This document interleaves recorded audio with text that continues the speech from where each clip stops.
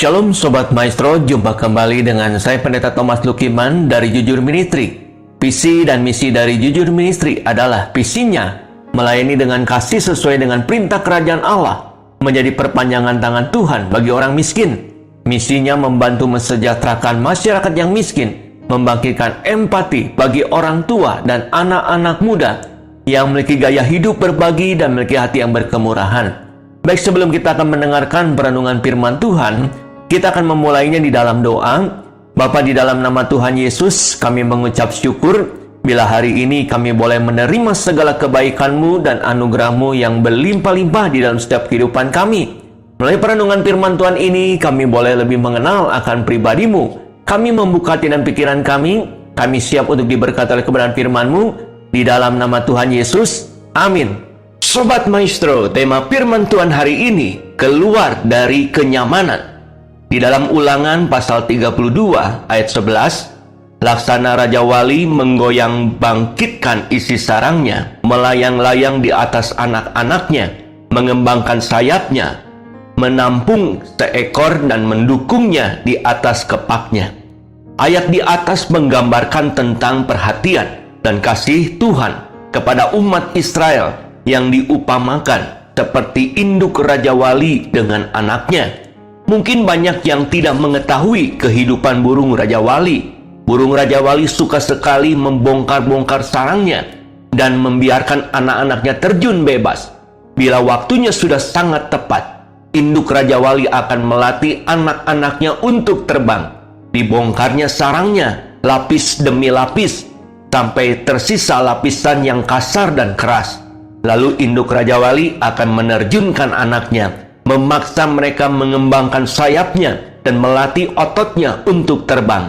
Tentunya, anak-anak Raja Wali itu tidak langsung bisa terbang. Berkali-kali mereka akan meluncur dengan cepat ke tanah, dan seolah-olah si induk membiarkan mereka untuk jatuh dan mati.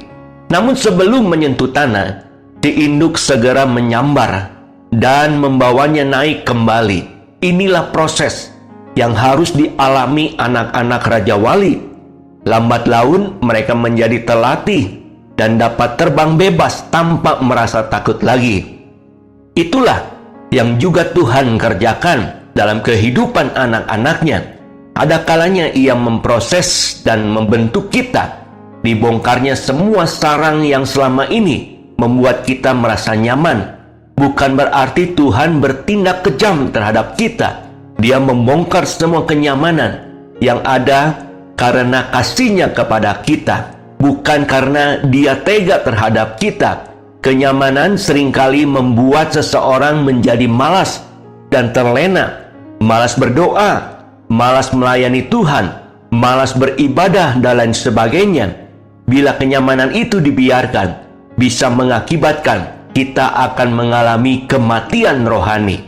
Seperti induk Raja Wali yang menyelamatkan anaknya sebelum terbentur ke tanah. Terlebih lagi Tuhan terhadap kita.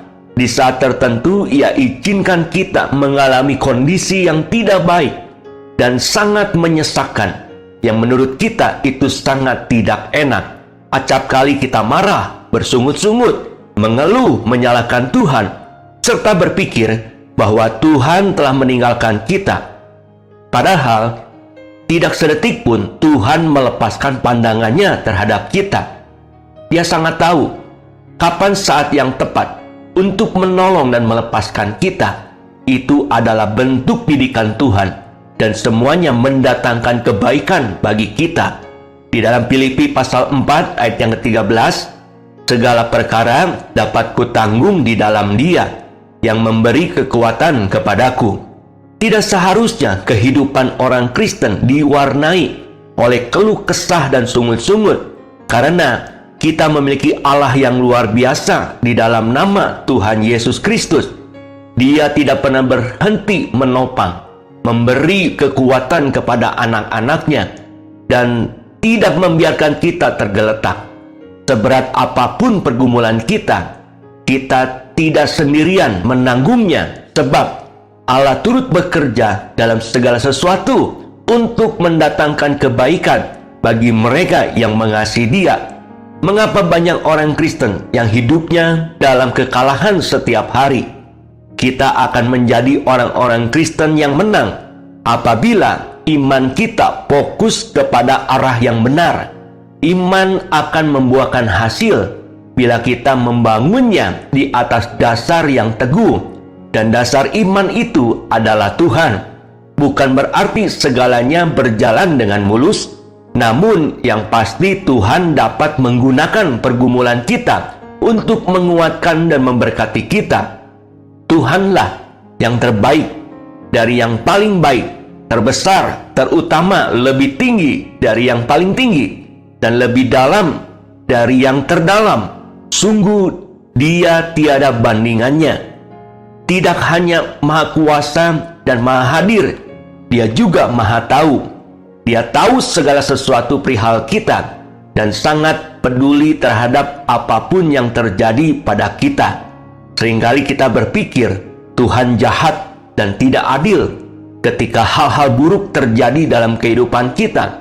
Namun Ia sangat adil dan objektif dalam segala keputusannya. Dia juga melakukan hanya yang benar.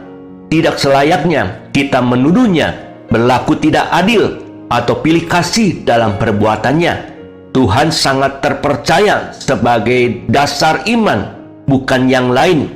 Itu lebih dari cukup. Sudah bukan waktunya lagi panik setiap kali ada masalah dan langsung mengambil keputusan tanpa tanya Tuhan terlebih dahulu. Sudah bukan waktunya lagi terus-menerus khawatir sampai merasa berdoa pun seakan sia-sia. Sudah bukan waktunya lagi hidup di bawah bayang-bayang ketakutan, takut akan hari esok, takut akan masa depan, seakan-akan bukan Tuhan yang punya kuasa buat atur itu semua. Jangan buang waktu lagi untuk hal-hal yang membuat kita hilang kendali. Karena selama kita nggak bisa tenang, selama itu juga kita nggak bisa berdoa. Sedangkan berdoa adalah napas hidupnya kita. Bagaimana mungkin kita bisa menghadapi hidup tanpa berdoa? Tidak selama-lamanya orang benar yang selalu menyerahkan khawatirnya kepada Tuhan dibiarkannya goyah. Dan hanya orang-orang yang mampu mengendalikan dirinya sendiri untuk menjadi tenang dan tidak akan tergoyahkan. Hal-hal hebat tidak datang dari zona nyaman. Kadangkala Tuhan mengizinkan kita mengalami proses atau proses dalam hidup ini, bukan karena Dia tidak mengasihi atau kurang mengasihi kita, namun sesungguhnya Dia sangat mengasihi kita supaya keluar dari zona nyaman. Memang sulit untuk memahami setiap proses. Terlalu sering kita memberontak, terlalu mudah kita merasa terluka. Padahal didikan yang dari Tuhan akan membuat kita menjadi orang percaya yang kokoh dan kuat. Tuhan tidak ingin melihat kita menjadi orang gampangan, tapi Dia mau kita menjadi anak-anak Tuhan yang istimewa, yang hebat dan kuat. Tahan banting dalam mengikuti Dia. Bertobatlah sekarang juga. Perhatikan kemurahan Tuhan atas kita. Dia begitu sayang dan mengasihi kita semua. Tuhan ingin kita selamat secara sempurna, selamat di bumi dan selamat di surga. Sobat Maestro, demikianlah perenungan firman Tuhan pada hari ini. Dan saya akan akhiri perenungan firman Tuhan hari ini di dalam doa. Bapa, terima kasih bila hari ini kami boleh mendengarkan kebenaran firman Tuhan yang menuntun hidup kami saat menghadapi dan menjalani realitas kehidupan ini. Hari ini kami telah belajar bagaimana kami keluar dari zona kenyamanan.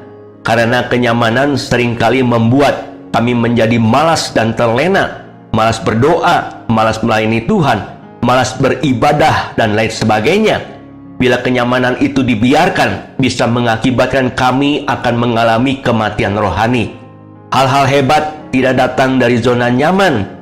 Engkau mengizinkan kami mengalami pencobaan atau proses dalam hidup ini, bukan karena Engkau tidak mengasihi atau kurang mengasihi kami, namun sesungguhnya Engkau sangat mengasihi kami supaya keluar dari zona nyaman.